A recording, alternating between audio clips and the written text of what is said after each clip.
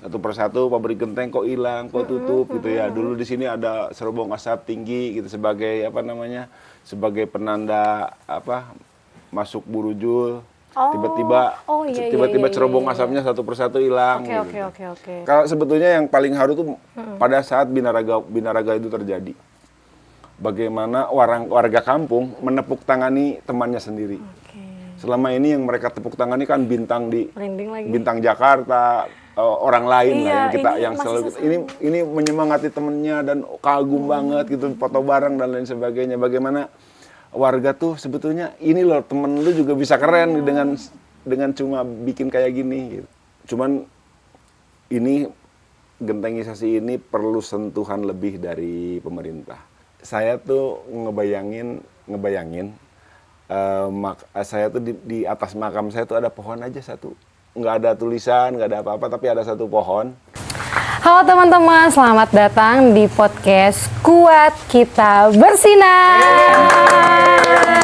Bersama saya Cynthia, dan sekarang di depan saya ada sosok yang hebat, yang menginspirasi, dan mungkin ada beberapa teman-teman yang sudah tahu dan yang belum tahu. Ada Aila Syukrillah Syarif, tepuk tangan. Oke Aila, bagaimana kabarnya? Alhamdulillah baik, Cynthia.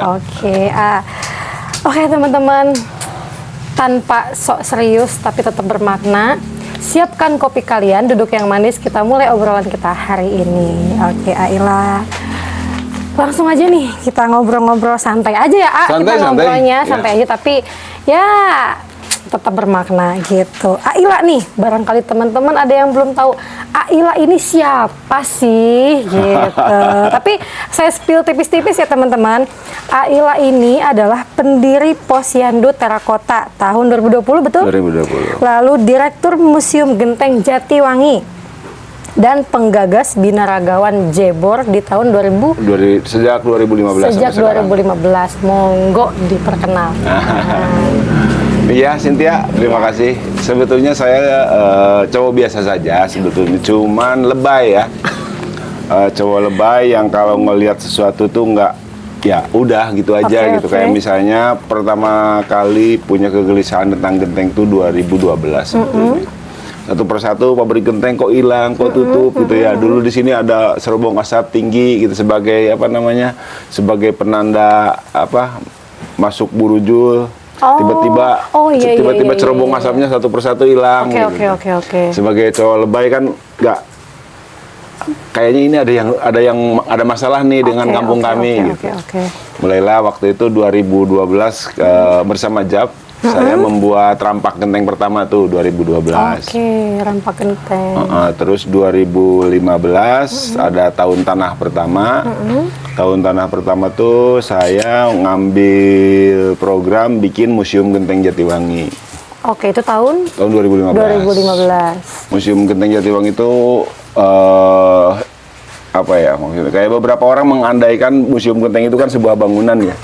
Padahal Museum Genteng itu adalah sebuah semangat bagaimana Genteng Jatiwangi itu apa namanya dicatat dari awal, bagaimana asal usulnya Genteng Jatiwangi, terus siapa melakukan apa pada masa-masa keemasan, kapan mulai tumbuh, terus kayak kenapa tiba-tiba Genteng Jatiwangi boom kemana-mana gitu kan, pasti ada orang-orang hebat sebelum kita yang melakukan bagaimana ekspansi pasar ke banyak tempat. Terus juga bagaimana teknologi tumbuh di Jatiwangi itu dicatat di Museum Genteng Jatiwangi. Nah, karena kita nggak mau museum itu cuma mencatat sejarah, kami Museum Jatiwangi itu kayak mencatat masa lalu, melakukan hari ini dan merencanakan masa depan. Jadi bukan cuma museum yang yang cuma mengenang masa lalu. Betul. Begitu. Sejak itu melalui JAP ada beberapa tamu yang akhirnya datang ke saya untuk bekerja sama dengan mulai tertarik nih. Ya, ada orang seniman tertarik untuk lu ngapain lah saya begini. Mari kita cari jalan-jalan lah ke pabrik genteng. Terus 2015 itu pertama kali ini ada Bang Togar namanya, seniman Medan yang tinggal di Jogja. Dia bawa bawa kamera jepret ke setiap pekerja genteng. Terus malamnya nongkrong di Jab sambil ngelihat, kok ini bagus ya, tumbuhnya bagus-bagus ya. Kayaknya kita bikin kontes otot aja lah gitu. Nah, sampai sekarang tuh, sampai belakangan baru ada ada TV, ada produsen film. Produsen film bikin cerita yang backgroundnya Jatiwangi tentang Binaraga Jebor. Lagi proses nih. Udah mau tayang tapi di video.com. Oh, boleh di-spill nggak? Atau boleh merenya. Ya? Jadi ceritanya tuh ada anak kota, ada anak kampung tinggal di kota, terus dia punya pabrik genteng. Pabrik gentengnya mau dijual, tapi terus nggak tahu bagaimana ceritanya sampai akhirnya dia tuh bikin lomba otot, terinspirasi dari Binaraga Jebor. Iya. Maksudnya judulnya nih, boleh di-spill nggak? Ganteng-ganteng genteng gitu kalau nggak salah. Genteng. Kita bisa nonton di video.com ya. Oke, kayaknya 24 ini tanggal 24 tanggal 24 ini. Oke, catat ya teman-teman ya. Oke, nanti kita bareng-bareng khususnya wargi Majalengka nih, ayo nonton. Oke. Dari situ banyak dari Museum Genteng tuh bikin Binaraga Jebor. Ada beberapa seniman juga yang merespon pabrik genteng. Banyak lah orang-orang yang akhirnya punya acara di pabrik genteng. Ada bikin band, bukan band, konser. Terus ada juga seniman yang datang ke sini tuh merespon ibu-ibu pekerja pabrik genteng. Banyak lah dilakukan hal-hal kayak gitu. Terus kayaknya fungsi ketiga nih, merencanakan masa depan. Betul. Nah, merencanakan masa depan seperti apa ya untuk Jatiwangi gitu. Jika nanti cara kita berubah tidak lagi beratap genteng. Misalnya kan kalau sekarang rumah, apalagi kalau di barat kan udah ke atas ya, jadi kebutuhan untuk 10 rumah cukup satu atap, bahkan rooftopnya juga dak lagi gitu. Jadi ada kemungkinan nanti kebutuhan genteng di Indonesia akan berkurang gitu. Betul. Apalagi sekarang orang bikin rumah tidak seperti orang kita dulu ya. Orang tua kita dulu kan kalau mau bikin rumah tuh kayak direncanakan ini akan diwariskan ke anak cucu. Kalau hari ini kayaknya bikin rumah ya udah rumah aja gitu. Gaya-gaya Eropa gitu ya. Gayanya udah beda kan ya, dari mulai model-modelnya. Jadi mereka tidak memperhitungkan lagi durability. Betul. Kalau dulu kan bikin rumah tuh ya sampai hari ini bekas buyut saya masih berdiri dan masih berfungsi gitu, karena atapnya memang tanah liat dibakar kan lebih awet gitu ya. Lebih ke kualitas ya gitu ya. Jadi si Posyandu Terakota itu sebetulnya bagaimana kita mengandaikan jika ada Jebor terakhir di Jatiwangi siapa ya? Kalau pabrik genteng sudah tutup semua, budaya mengolah tanah udah nggak lagi in di Jatiwangi, kita bikin nih studio tanah liat di sini kita sebagai pengganti Jebor. Makanya kami ini menyebut ini tuh sebagai Jebor terakhir kalau nanti kebudayaan genteng hilang sama sekali. Nah, diharapkan Posyandu ini menjadi Jebor terakhir, di mana budaya mengolah tanah sudah tidak lagi kelihatan di Jatiwangi, dan untuk napas panjang kita bentuknya juga bukan cuma genteng, ada bata tempel seperti yang kita lihat hari ini tuh, ini patung penari Jaipong untuk ke Bandung, ke Lembang. Ini menggunakan bubuk genteng yang dipakai semen dan pewarna dari bubuk genteng. Dan banyak sekali yang bisa kita lakukan dari kebudayaan genteng ya. Entah menggunakan tanah liatnya atau menggunakan bubuk genteng yang sudah jadi gitu ya. Sudah jadi, yang sekarang masih diproduksi orang. Oke. Gitu, jadi si Posyandu itu turunan dari Jebor. Dari tadi kan kita mendengar kata Jebor nih. Ada penamaan kata itu, mungkin ada orang awam lah gitu kan, atau teman-teman yang mungkin belum tahu Jebor itu apa sih? Jebor itu pabrik genteng. Pabrik genteng. Jebor itu pabrik genteng, dan di Majalengka tuh ada dua wilayah yang disebut Jebor. Ada di Maja, ada satu mungkin satu dusun disebutnya dusun Jebor. Dusun Jebor. Itu di Maja Selatan apa Utara lah, di salah satu desa, salah satu dusun di Maja itu punya namanya Dusun Jebor, karena dulu pembuat genteng juga di sana. Genteng juga, tapi sekarang udah nggak ada lagi. Okay. Terus satu lagi Jebor di Parung, di Lewi Munding. Itu ada Dusun itu Jebor, juga ada Dusun Jebor sama. Tapi kalau dia bikinnya ini tembikar kayak alat-alat dapur yang dari tanah liat. Oke. Gitu. Jadi Jebor itu, dan saya pernah lihat di KBBI, coba dimasukin dilihat di KBBI ada di KBBI. Namanya pabrik genting. Kalau Jebor itu pabrik genting gitu ya, pabrik genting. Kenapa pabrik genting, kan saya pecah lagi nih. Apa pabrik, saya tanyain ke KBBI, adalah tempat pembuatan sesuatu, namanya pabrik. Terus genting itu kayak sesuatu yang akan segera pupus. Jadi pabrik genting. Jadi Jebor adalah pabrik yang akan segera pupus kalau menurut KBBI. Kalau menurut KBBI ya, semoga tidak seperti itu ya, selama mungkin tanah liat itu masih ada gitu ya, masih tersedia gitu ya. Oke, nih yang kita tahu ya, posyandu itu kan identiknya sama ibu dan anak. Tapi di sini lain ceritanya gitu, posyandu itu teh gitu. Nah, itu gimana ceritanya bisa ada penamaan itu gitu? Pertama biar catchy. Biar catchy, tapi tentu kita terinspirasi dari ini kan posyandu ini dibuat di masa Orde Baru sebetulnya.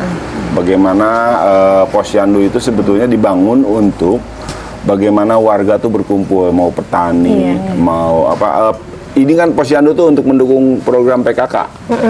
Posyandu itu sebetulnya keren banget. Bagaimana posyandu itu dibangun oleh Orde Baru tuh untuk PKK. PKK itu kan mencakup seluruh umur ya, misalnya kayak ibu hamil, bayi, balita, toddler, teenager, sampai bahkan usia produktif itu dibahas setelah renta juga orang dibahas di PKK. Nah, di posyandu itu sebetulnya bagaimana balita ditimbang, terus anak sekolah juga kalau belum ada imunisasi, kalau usia sekolah belum ada sekolahan bisa dilakukan di situ. Penyuluhan pertanian, bagaimana keamanan juga di situ bisa dibahas kalau ada polisi datang untuk sosialisasi ke warga, pertahanan, terus bagaimana orang tua renta juga di situ dibahas gitu. Makanya posyandu tuh keren banget menurut saya gitu. Berbagai usia, berbagai kalangan. Nah, posyandu itu karena ini posyandu terakota, maka kami mencakup seluruh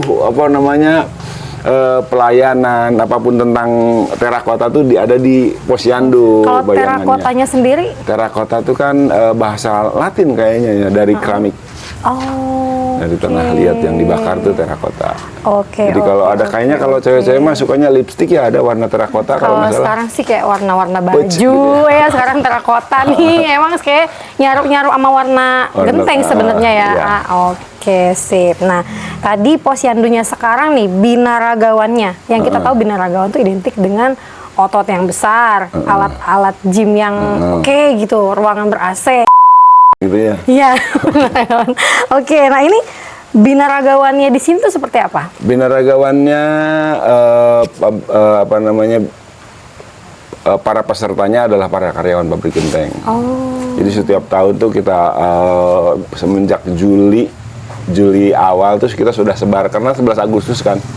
Setelah pertengahan Juli lah mulai menyebar undangan untuk para Jebor mengirimkan para binaragawan, karyawannya.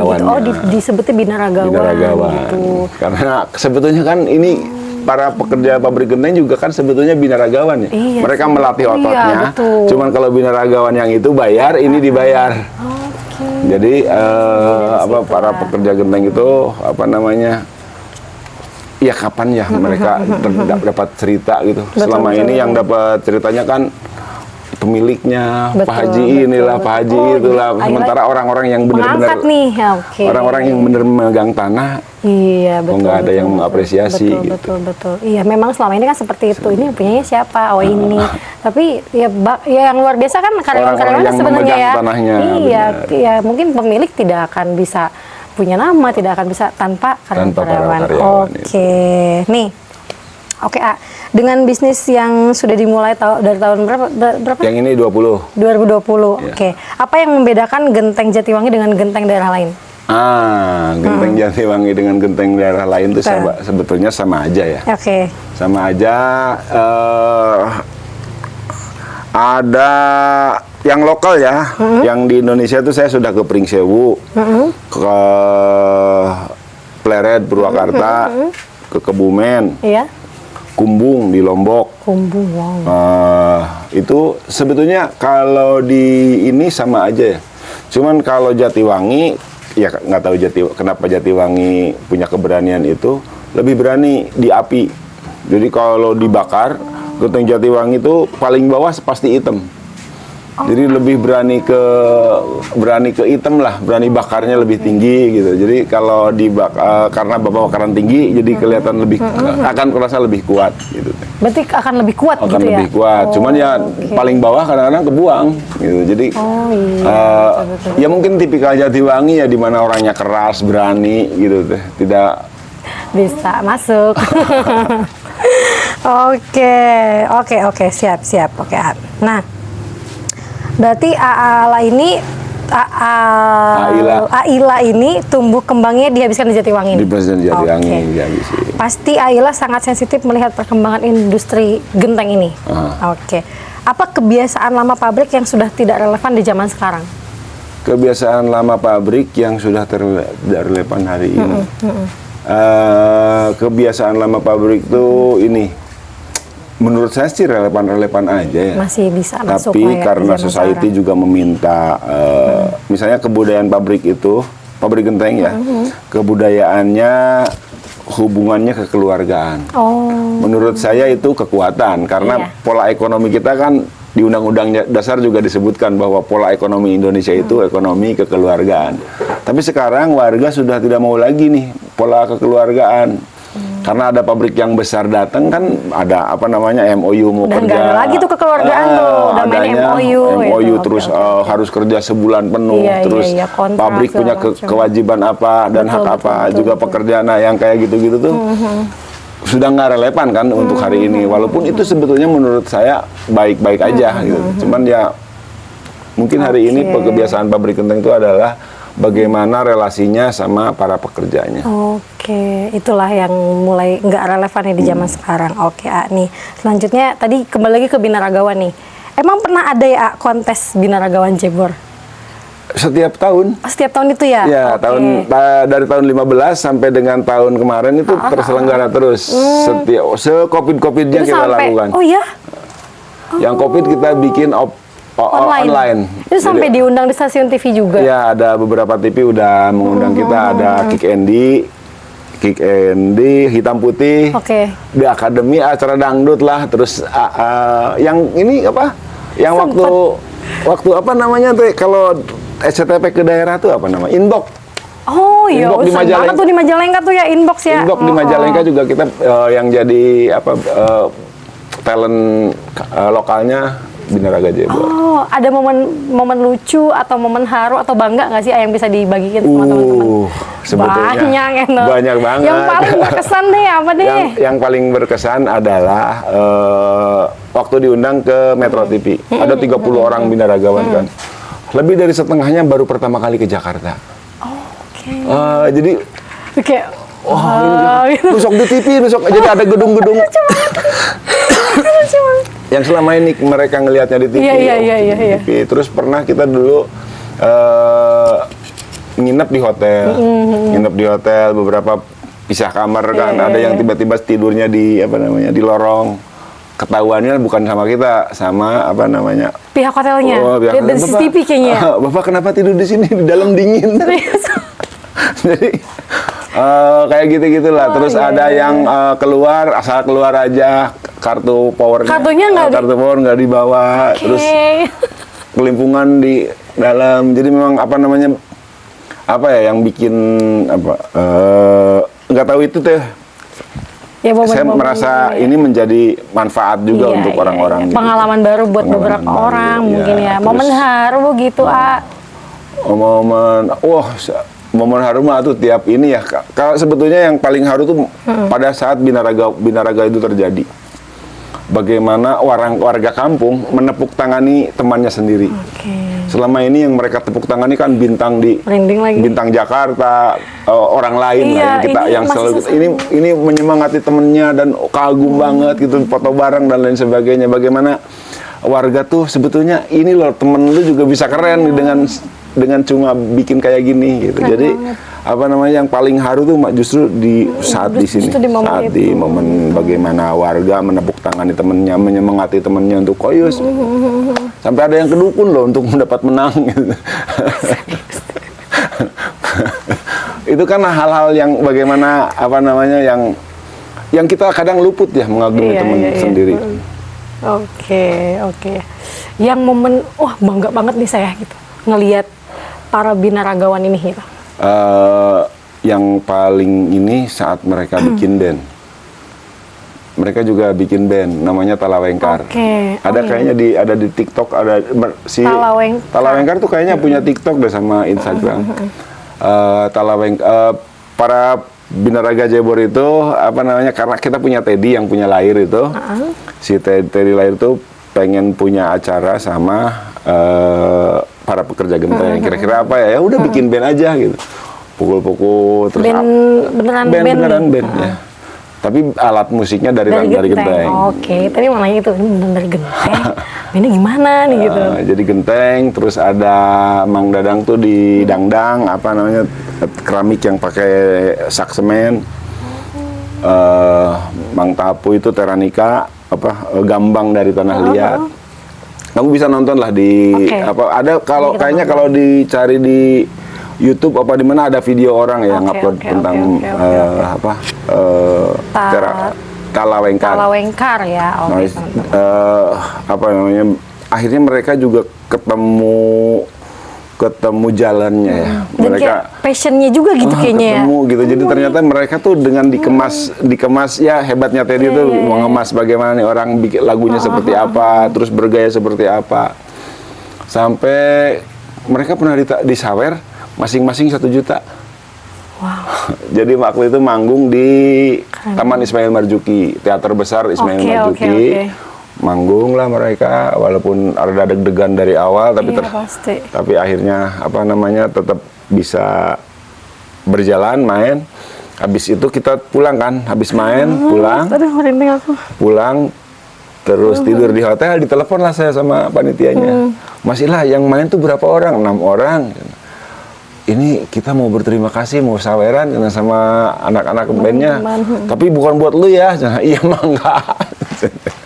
Akhirnya 6 juta tuh itu bangga banget ya. Bangga banget bagaimana waktu itu etnik musik festival musik etnik Indonesia lah kalau nggak salah intinya. Nah, banget lagi karena kita diundang tuh karena paling etnik ya. Bagaimana etnik itu kan dari etnik itu kan adalah benda-bendanya dari sekitar kita, sepenolehan kepala gitu. Jadi ya kita tuh dianggap paling etnik gitu. Dan acara itu juga alhamdulillah apa namanya ada Prengki Raden, ada banyak musisi keren di Indonesia, dan akhirnya Mang Oman ya vokalisnya Talawengkar tuh Mang Oman tuh di apa namanya bangga banget lah karena dikejar wartawan di apa namanya Prengki Raden tuh. Dia kagum banget. Jadi pas sebelum kita main, Prengki Raden main, kagum banget tuh ngelihat permainan orang gitu. Habis kita main, si itu yang ngejar-ngejar. Kita dikagumi. Jadi kita yang mau gumi orang dulu nih, kita yang dikagumi akhirnya. Jadi emang apa namanya dikagumi oleh orang yang kita kagumi itu gini. Bagaimana perasaannya ya? Titik kayak wah banget nih dalam hidup ya. Itu jadi apa namanya terus ada orang yang Mas Ila ini pasti nggak gampang nih bikinnya. Gampang kok, mereka aja yang mau gitu teh. Tapi emang nggak gampang kan? Nggak gampang pasti bang itu, karena ya beberapa memang apa namanya hal-hal kayak gini kan perlu tawaran yang Iya betul. Yang bukan ekonomi ya, maksudnya kayak Sebenarnya lebih ke diri sendirinya diri juga sendirinya, kan. Iya, karena yang kita tawarkan bukan cuma apa namanya, Cynthia, bukan hal-hal yang realistis ya. Kadang-kadang kita menawarkan impian, menawarkan hal-hal yang hari ini belum nyata. Betul. Oke. Luar biasa. Iya, aku sampai keren. Nantilah kita nonton. Atau enggak, nanti dibikin cuplikannya ya, Bapak Editor. Oke. Nih ya, sudah banyak banget pasti karya yang Ayla udah bikin, udah ratusan karya. Ada nggak sih pesanan atau requestan dari customer yang nyeleneh atau unik gitu sejauh ini? Sejauh ini kita malah lebih nyeleneh dari Malah kita yang nyeleneh ya? beberapa memang karya-karya kita tuh nggak dipahami oleh orang ya gitu. Jadi tapi akhirnya juga apa namanya tawar-tawaran ya. Misalnya si patung low poly ini saya bikin dulu, terus ada orang, kok saya mau bikin yang ini ya, tapi lebih realis ya, emang enggak gitu-gitu. Jadi apa namanya permintaan tuh apa ya, normal ya. Masih normal-normal aja gitu ya. Aja. Malah sebetulnya, aduh, kenapa sih gini lagi gitu. Oh, malah pengen yang lain dong gitu ya, kayak biar ya biar ininya skill juga kan gitu. sebenarnya. Biar apa namanya ya sesuatu yang baru bisa kan. Ya mungkin sesuai misalnya kebutuhan merekanya atau kayak, mungkin kurang ide aja sih sebenarnya, tapi kita bisa kan request gitu. Pas kita lepasin juga kadang ya kan? enggak, iya gitu. Ini kayak ini aja kan nih, tapi alhamdulillah setiap saya apa namanya kayak saya presentasikan kayak ada nih ada salah satu hotel, boleh sebut merek ya, ada salah satu hotel di sini di Majalengka, POP, Point of View. Point of View, iya. Point of View-nya resort yang di sini, yang di Jalan Baru itu ya. Itu ownernya datang ke sini, dia ngasih dinding 6 kali 8 meter, 6 kali 8 meter, dia kasihin ke saya nih, sok mau diapain? Itu kan. Terus serius nih Pak, iya, oke Pak, saya pikirkan. Terus kebetulan saya juga lagi punya ide nih, waktu itu idenya adalah kamu hafal Pancasila? Ya. Udah melakukan? Ya, jangankan melakukan ya, butir-butirnya aja udah lupa. Iya. Karena kalau Pancasila kan terlalu jauh ya, misalnya ketuhanan yang Maha Esa, persatuan Indonesia itu apa. Akhirnya kayaknya kalau butir-butir Pancasila nih kita tawarkan sebagai falsafah hidup bagus gitu. Akhirnya saya bikin butir-butir Pancasila, tapi in English. Saya punya produk namanya Ubin Cerewet. Ubin tuh ada fontnya, jadi kalau lu tempel jadi kata-kata. Nah si Posyandu tuh punya produk itu, nah ditempel tapi dengan apa namanya butir-butir Pancasila, tapi in English. Ada gitu. Nih ya? Atau mungkin ada nanti. Nanti boleh diselipin ya. Oke. Nah si Ubin Cerewet itu kita tempel di sana menjadi kata-kata dari butir-butir Pancasila. Pak, saya pengen, apalagi Pak Markus nih, Pak Markus dari etnis non Jawa, terus non Muslim, terus ini kayaknya kita masuk nih kalau oke. Oh, langsung diokein. Tapi jangan kayak anak TK ya, enggak Pak, kami jamin. Jadi jangan apa namanya tulisan-tulisan kayak udah Pak, nanti kalau udah terpasang kasih contoh dulu. Oke, saya bikin apa namanya mock up beberapa. Oh ya udah, tempel dan alhamdulillah kalau mau lihat boleh di ini. Oke, nanti paling ditampilkan aja nanti gambar-gambarnya. Itu kan yang tadi saya bilang, mungkin ada nih gitu, tapi dia bingung idenya tuh mau kayak gimana gitu. Makanya gitu, mungkin kan rata-rata yang normal-normal aja gitu kan. Oke, nih kita sedikit singgung program pemerintah nih mengenai gentenisasi ini. Pendapat Ayla seperti apa sih? Rada apa namanya ya? Gentengisasi itu keren sebetulnya, keren. Cuman ini gentengisasi ini perlu sentuhan lebih dari pemerintah. Misalnya kalau yang sekarang kan gentengisasi itu negara hanya mengorder genteng yang sudah dibuat oleh warga. Gitu. Sejatinya sebagai pemerintah mestinya apa namanya mereka tuh ngelihat juga kondisi genteng sekarang seperti apa. Kayak misalnya kalau fungsi pemerintah kan dalam kebudayaan tuh pemanfaatan itu di akhir. Apa namanya, ada 4 langkah lah bagaimana mereka mendampingi, membina. Betul. Lalu akhirnya setelah terbina dan produksinya ada, baru tuh pemanfaatan. Gitu. Kalau ini mulainya dari pemanfaatan, tapi betul, semoga nanti di kemudian hari pemanfaatan ini, oh ternyata Jatiwangi lemah nih, kurang, kira-kira kurang apa? Nanti turun program bagaimana, misalnya jika kendalanya bagaimana bahan baku itu dibuat regulasi lah, bagaimana tanah itu diambil, terus juga bagaimana teknologi tepat gunanya untuk ini ditemukan oleh pemerintah. Lebih dikaji lagi ya, lebih dalam lagi untuk program ini gitu. Karena percuma ya kalau cuma karena kita belum surplus amat hari ini. Karena hari ini tuh kita tinggal mungkin nggak sampai seperempatnya ya. Hari ini tuh sekitar 1 juta genteng di Jatiwangi dibuat. Bukan di Jatiwangi ya, di Majalengka. Di Majalengka itu kan karena bukan cuma Jatiwangi yang bikin genteng. Ada Jatiwangi, Dauan, Kasokande, sama Ligung. Ada 4 kecamatan, Sukahaji nih. Jadi ada 5 kecamatan di Jatiwangi, di Majalengka yang membuat genteng.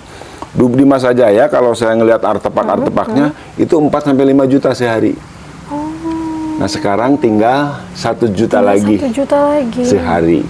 Nah, sementara permintaan masih banyak, masih ada, ditambah lagi sekarang ada program gentengisasi. Itu bakal membludak banget ya. Bakal membludak. Jadi pertama saya mah regulasi ya. Regulasi, terus bagaimana pola ekonomi warga juga dibina lagi. Banyak hal sebenarnya harus dikaji. Tapi bersyukur banget sih. Tapi tujuannya memang bagus banget sih, tujuannya baik banget. Oke, apa sih kekhawatiran Aila yang sering muncul? Takut mati. Takut mati dalam keadaan kampung kita sudah tidak ada lagi. Kampung kita kan bukan cuma tempat ya, tapi disebut desa. Kalau tanah kan sebetulnya tanah kosong nih semuanya. Dia menjadi punya ciri, punya kebudayaan karena orang di atasnya. Nah, orang di atasnya kan dulu memberi nama Burujul, memberi nama kegiatan itu dan ini. Terus tiba-tiba ada orang datang tanpa babi ibu ke tempat kita dan tanpa daya tawar apapun, Jatiwangi, Majalengka, Burujul hilang begitu saja dihempas oleh gelombang ekonomi yang datang tiba-tiba. Iya sih, dan kita juga di zaman ini sedang menghadapi itu sedikit demi sedikit ya. Sedikit demi sedikit, dan ya akhirnya tanah kita juga menjadi tanah kosong ya, seperti padahal lama banget orang tua kita membuat kebudayaan di sini. Betul, iya. Sudah dari sejak lama sekali. Sampai booming, sampai masuk TV segala macam, sampai ada posyandunya, sampai ada binaragawan. Wah, itu perjalanan yang panjang ya. Ya, apalagi orang tua kita ya. Iya. Jatiwangi itu di masa yang Jepang datang tuh masa revolusi. Revolusi mah yang 65 ya. Masa yang setelah Belanda pulang itu ada Jepang, bagaimana tukang genteng tuh bisa bagaimana, bayangin aja kondisi perang tapi masih bisa bikin genteng gitu. Dan genteng lestari waktu itu. Sekarang dalam kondisi baik-baik saja, kenapa kita nggak bisa mempertahankan kebudayaan dengan yang sebenarnya udah stabil gitu, dibanding dulu ya, gitu kan, banyak ngomong gitu aja genteng Jatiwangi udah diterima orang langsung gitu. Iya sih, betul. Nah, ini sesuatu yang sangat kayaknya masih PR ya, masih PR banget, masih PR banget itu. Oke, jika suatu hari nanti Jatiwangi benar-benar kehabisan tanah liat dan hanya tersisa cerita aja nih, batu nisan seperti apa yang pantas untuk seorang Ila Syukrillah Syarif? Apakah ditulis dengan aksara yang indah, yang berbahan marmer, atau cukup dengan batu saja? Saya tuh ngebayangin, saya tuh di atas makam saya tuh ada pohon aja satu, nggak ada tulisan, nggak ada apa-apa, tapi ada satu pohon yang pohonnya itu pohon jati. Pohon jati biar nanti kalau udah kan berarti tubuh saya nanti dimakan tuh, dimakan sama akar-akar jati, dan si jati itu akan mati katanya sih setelah berapa ratus tahun dia akan mati. Jadi dia jadi kayu untuk, karena nggak diambil dari makam biasanya buat masjid, buat balai desa, buat hal-hal yang umum. ngebayanginnya saya itu ada pohon jati di atas makam saya teh. Supaya kembali bermanfaat. Luar biasa. Keren banget. Terakhir nih, apa nih harapan Ayla untuk kedepannya? Harapan ya. Harapannya anak Jatiwangi itu, anak Jatiwangi, anak Majalengka, anak Jawa Barat, anak Indonesia itu punya tempat yang baik saat datang ke tempat orang. Misalnya datang nih ke Jatiwangi, datang ke Bandung. Oh, dari mana Jatiwangi? Oh, Jatiwangi, ayo sini. Ada kesan baik. Jadi ada kesan baik, ada kesan dikagumi, disegani gitu. Jadi kalau orang ngomong dari mana nih Jatiwangi, udah kayak kebayang nggak sih? Harus nyari dulu di maps gitu ya. Kebayang nggak sih kalau Jatiwangi di mana gitu? Kalau kamu nih ada orang datang dari Jogja, apa yang kamu bayangin? Jogja dengan orang nih datang ke tempat kamu. Saya Ngadiman misalnya, saya Ngadiman dari Jogja. Terus kamu bayangin kan Ngadiman tuh latar belakangnya apa? Iya. Kebayang kan? Tapi kebayangin kalau misalnya dari sebuah wilayah yang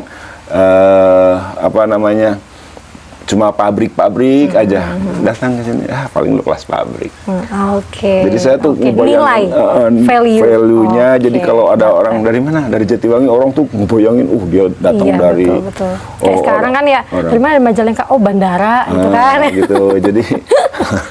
Jadi pengen banget nanti di kemudian hari itu anak Jatiwangi, harapannya anak Jatiwangi datang kemanapun tuh bukan disegani, dikasih tempat. Ya, ada tempat, ada value.